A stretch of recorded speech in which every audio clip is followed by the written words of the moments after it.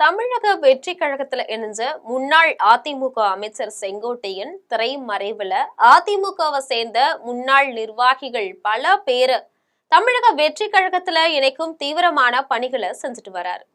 உச்சகட்டமா TTV Dinakaran, ஓ பன்னீர்செல்வம் இவங்க ரெண்டு பேரையும் தமிழக வெற்றி கழகத்துல இணைக்கிறதுக்கான பணிகளை வெற்றிகரமாவே அவரு செஞ்சு முடிச்சிருக்கிறாரு. இப்போ ஓ பன்னீர்செல்வத்துடைய ஆதரவாளரான ஜேசிடி பிரபாகரனை தமிழக வெற்றி கழகத்து பக்கம் இழுத்திருக்கிறார். ஜெயலலிதா முதல்வராக இருந்த காலகட்டத்துல ஜேசிடி பிரபாகரன் வில்லிவாக்கம் தொகுதியில போட்டியிட்டு சட்டமன்ற உறுப்பினர் ஆனார். அதன் பிறகு ஓ பன்னீர்செல்வத்துடைய ஆதரவாளராக பணியாற்றிட்டு வராரு. இப்போ இவரு தமிழக வெற்றி கழகத்துல இணைஞ்சிருக்கிறாரு. அதிமுகவில் இருந்து பல முக்கியமான பிரமுகர்கள், நிர்வாகிகள் தமிழக வெற்றி கழகத்துல இணைவாங்க அப்படின்னு முன்னாள் அதிமுக அமைச்சர் செங்கோட்டையன் தொடர்ந்து அறிவிச்சுட்டே வராரு. இந்த நிலையில அதிமுகவுல துரோகிகள் யார் யார் இருக்கிறாங்க அப்படிங்கறத கண்டறிவதற்காகவே எடப்பாடி பழனிசாமி ஒரு நூதனமான திட்டத்தை வகுத்தாரு. அவர் விரிச்ச வலையில கிட்டத்தட்ட 15 பேர் வரைக்கும் தமிழக வெற்றி கழகத்துல இணையலாம் அப்படின்னு தெரிய வந்திருக்கு. இது குறித்து ஜெம் தொலைக்காட்சி வழங்கும் விரிவான செய்தி தொகுப்பை இப்போது பார்க்கலாம்.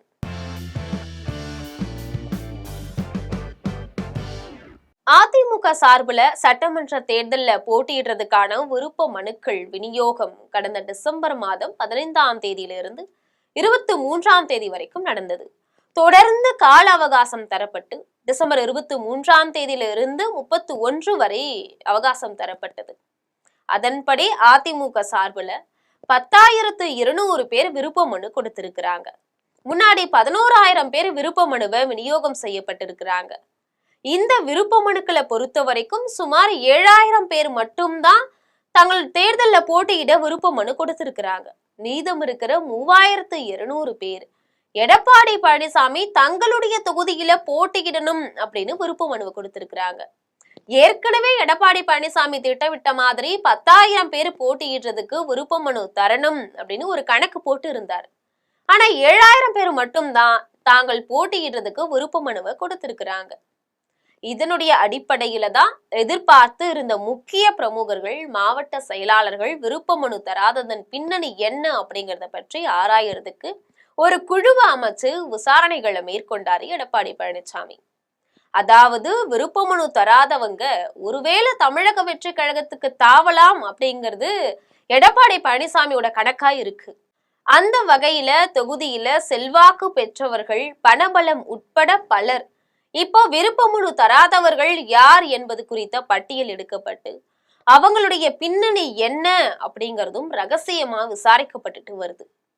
இதன் மூலம் கட்சி தாவ திட்டமிட்டு இருக்கக்கூடிய முக்கிய பிரமுகர்கள், மாவட்ட செயலாளர்கள், முன்னாள் அமைச்சர்கள் உண்மையிலேயே அதிமுகவுக்கு எதிராக வேற கட்சியில இணையறதுக்கு ஏற்பாடு செய்யறாங்களா அப்படிங்கிறது குறித்தும் தீவிரமா விசாரணை மேற்கொள்ளப்பட்டு வருது.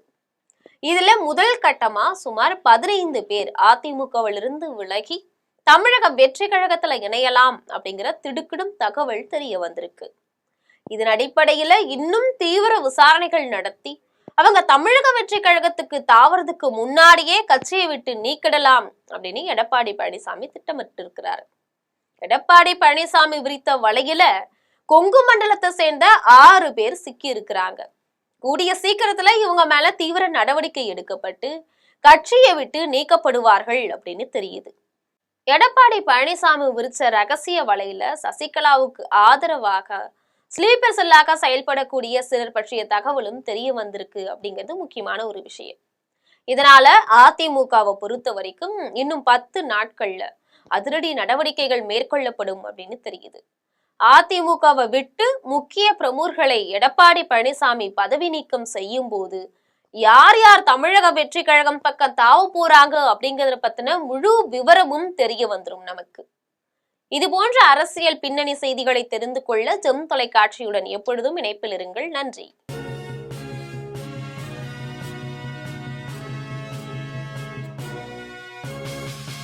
உடனுக்குடன் அப்டேட் தெரிந்து கொள்ள ஜெம் டிவி தமிழ் ஆப்பை இன்ஸ்டால் செய்யவும்.